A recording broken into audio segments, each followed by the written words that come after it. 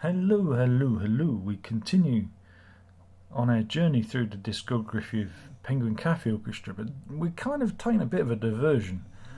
If we're talking about still life at the Penguin Cafe, which is three things. It's a ballet, it's a soundtrack, and it's also a DVD Blu-ray. Yeah. The ballet. The ballet was choreographed by David Bintley, with music obviously composed by Simon Jeffs, and it was performed back in 1988 at the Royal Ballet Covent Garden in England, and it's from this that the Blu-ray DVD visual performance is taken. It's subsequently been performed by the Birmingham Royal Ballet. They kind of embraced it and took it on, and it was used as in schools for teaching. I saw it in 2001 at Sadler's Wells by the Birmingham Royal Ballet. But yeah, so we see the music of the Penguin Cafe being used in a different context, and it's really good, and it's also the beginning of my journey. For let me cast your minds back to not 1988, but I think it would have been 1989. In 1989, Thames Television, who videoed the performance of Still Life at the Penguin Cafe, ran an arts strand over the summer on ITV. It was about 10:30 at night on Thursdays, and this came on. This was due to be broadcast, and I remember watching it vividly. Me and my old nan, we watched it because we watch anything. I thought this would be good.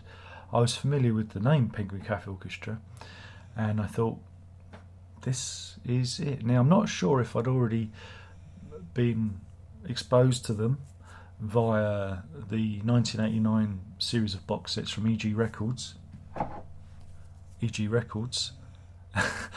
which featured a compilation album with their material on.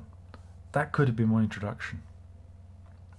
It gets blurry, but this is what cemented the foundation of my love of the Penguin Cafe, for we sat and we enjoyed as the Penguin Cafe came to life, and we were entertained by the Utah longhorn ram, the Texan kangaroo rat, Humboldt's hognose skunk flea, the Southern Cape zebra, the rainforest people, the Brazilian woolly monkey, and the ensemble as they dance before us. It is a ballet that looks at ecology and conservation, and all those things and those themes that we still talk about today.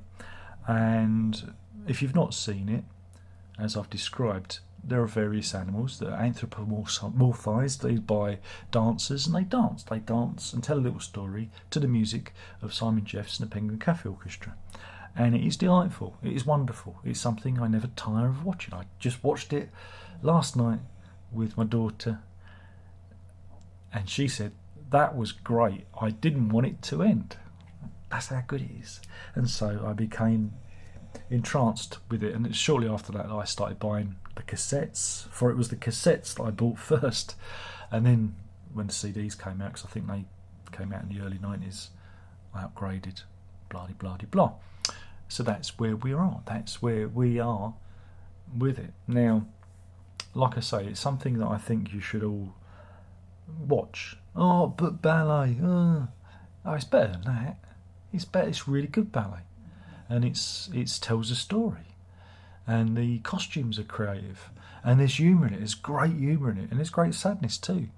And there is there is a core. There's a moral core to the story, and there's also a narration by Jeremy Irons. He crops up, telling the story about the great auk and how it was forced into extinction by man. Very sad story. So yeah, it's pro-environmental and pro-conservation and ecological. We was doing that years ago. And like I said, I got the chance to actually see it in the flesh, in the real. It would have been about November 2001, because one week I was seeing Laurie Anderson, and next week I was seeing Still Life at the Penguin Cafe at Sadler's Wells, and it was the second time I'd been there. And the thing about ballet, what you don't get when you watch it on TV is the physicality of it.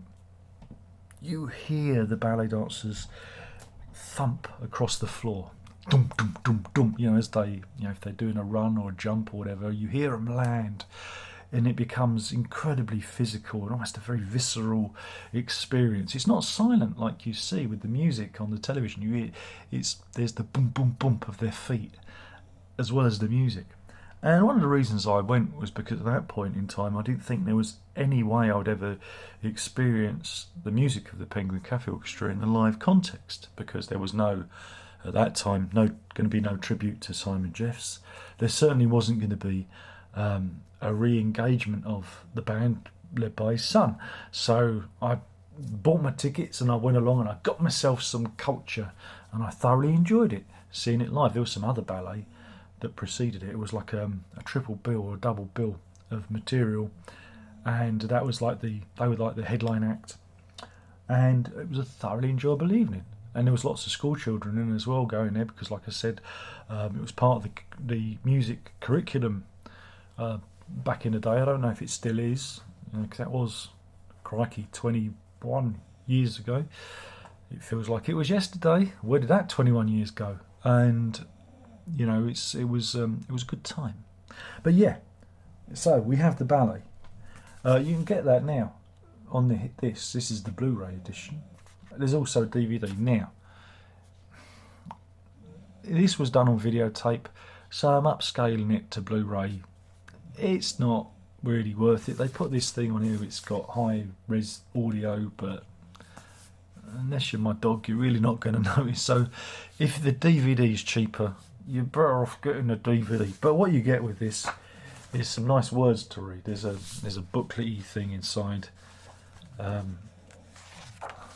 so words and stuff, a little essay to read. So yeah, and this was quite a recent. I think this was quite a recent one. Though I'll be buggered if I can read with this. I wish I had glasses for this kind of thing. Does it tell you what year it was? If I hold it up to the screen. No, it doesn't. 2016, I think it says there. Yeah, 2016. So this is fairly recent. So you got that. And that's well worth getting, right?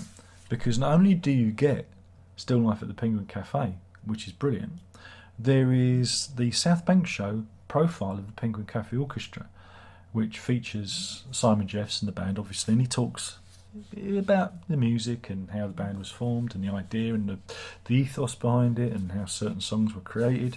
And there's this lovely performance intercut with visuals and whatnot, and so you get a really good double bill. He says, there you go, get a really good double bill for your money. And if you're a fan of the Penguin Cafe Orchestra, this is nigh on essential. So there you go. Interestingly enough, around the same time in '89, there was a BBC 2 broadcast, which I managed, the missus tape for me, which I've got and I've cleaned up, and I actually sent a copy to Jennifer Maidman, because she never had one, who played with the Penguin Cafe Orchestra. And maybe I'll put it on the channel. I know it's out there already, I know other people have done it, but my copy's the cleanest and I fixed the audio, made it sound nice. So maybe I'll put it on the channel, because hey, who cares about copyright strikes or whatever now, eh? Why bother? But then in the old days, right, we didn't have Blu-ray. We didn't even have DVD. What did you have, Darren? What did you have? Yes, I did have it on VHS, but I don't have the tape anymore. But what I do have is I have the Laserdisc. Oh yeah, I've never sold this because I just love that, because it's you've got the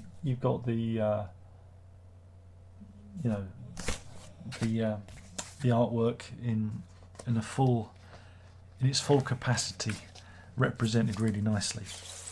And yeah, this was made in England,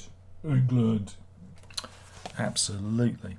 But yeah, so we have laser discs, which were like really giant DVDs, which were slightly better than VHS. The audio was very good, but then the audio for VHS was CD quality. I don't know if people realise that. But you get a nice little insert, which I think might be reproduced in that. I don't know. Maybe it isn't. I don't think it is. But you get this insert that gives you all the details. Of course you do. But you get that with the Blu-ray as well. And then look at this. Oh my goodness! It's like a giant DVD. And this was double-sided, so you'd have to flip it over, unless you had one of those fancy pants laserdisc players that, did that for you. But no, we had one that you flipped over. But I've never had the heart to sell it because I really like the artwork. I'm making a fudge of putting that back in, so I'll put that back in the sleeve off camera, or I don't bend everything up. Very proper YouTubers would have edited that out. But there's more. How so, Darren? Why is there more? There's this. This is the soundtrack album. Now, it's played by the BBC Concert Orchestra, and that's not who plays on Still Life. The Still Life one is played by the I've got to look at the. It was a different band. It was the I think it was the Royal Opera House. Yeah, the orchestra of the Royal Opera House plays on the visual version. So this is a different recording. This is not the recording you get on this. This is different. You're following. Yeah? This was recorded by the BBC Concert Orchestra. Brilliant. But if you notice, there's even more pieces. Not only do you get the stuff from Still Life at the Penguin Cafe, there are 4 more tracks: Perpetua Mobile, Southern Jukebox Music, Oscar Tango, and Music for Found Harmonium. Which, and did you notice the triple Ds at the bottom there? That means it's a totally digital production. That was very important back in the day when you see the CDs. Yeah, so this is worth getting because it is. Oh, heavy rain. Because this is, like I say, unique thing. And there is and there is more essays to read. So that's good. You can read all about it. So yeah, it's a different entity entirely. So if you're a completist, you may want to pick this one up. Again, you do hear the music in a different context. Again, some things are expanded slightly, more instrumentation. It gives it a completely different aspect to the material you hear on the album. And I think sometimes this is overlooked. This is an overlooked because, again, technically it's not a Penguin Cafe Orchestra album per se. It's a Simon Jeffs album, because he's the composer. Penguin. It's complicated, I know, but I think it's really worth picking it up. Again, essential that you see this. Not so essential you get this because you've already heard this, but if you're really obsessive, you might want this. And if you're really crazy, there's always the Laserdisc, or VHS for that matter. But Laserdisc includes the same, even includes the South Bank show documentary too. So yeah, hopefully this has been great. Let me just get my Laserdisc sleeve so I can hold it up with the for the thumbnail. Yeah. So let me just get this right. There we go. Let's do it like that, and then hold that as well, and then it looks like I'm completely. Yeah. Is that good enough? Do you think that'll work? Do you think that'll get the views? Anyway, hopefully you've enjoyed my obsession with Penguin Cafe Orchestra. And I'm beginning to realise, again, doing this again and listening to this music, I think they're in the top, you know, if we're making lists, I think the Penguin Cafe Orchestra might be in the top 5. You know, they're definitely near there with Genesis, you know, Michael Brook, you know. Just saying, for those of you who like the lists, it make me appreciate just how important they are, especially to my own music and the stuff that I do. There's a certain aspect of the Penguin Cafe that has entered into me. I've been penetrated by the Penguin Cafe Orchestra. Shouldn't really brag about that, but there you go. Anyway, thanks for watching. Hopefully you enjoyed it. If you haven't, fuck off. And I'll see you again for the next one. What will the next one be? I guess it'll be, we're back on track with the albums. So it'll be Union Cafe from 1993. And then after that, we've got live albums, and oh God, there are so many compilations to talk about. I might do that as a separate video. Yeah, we'll do that. And yeah, hopefully this has been okay. Hopefully you've enjoyed that. Oh, by the way, yeah, that was released in 1990. The original Still Life was released in 89, I believe, and that's 2016. But again, it's been reissued a couple of times in the interim period for those who like the details. Thanks for watching. There's only one more thing left to say, and by now you should know what that is, and that is ta-da.